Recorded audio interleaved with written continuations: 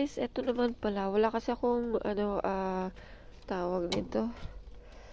Ah, pang stick ba?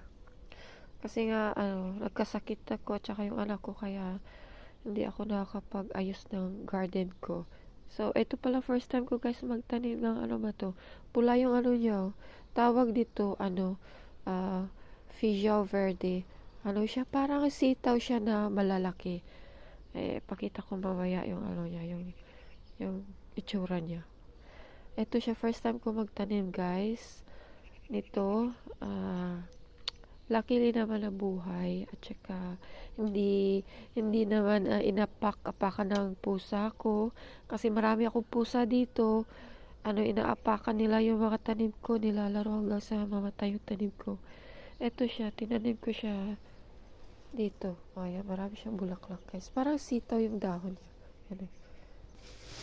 At saka, ito pala guys yung tawag nito.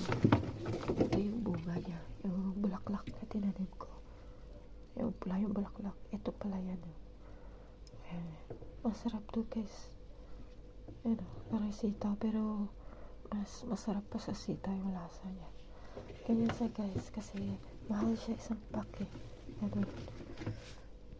Ito siya guys. Wala pa akong maayos na ayos na pagtanim kasi nga wala akong oras kaya tinanim ko lang muna sila sa gilid-gilid. Parang siksikan sila nga eh. Ayan.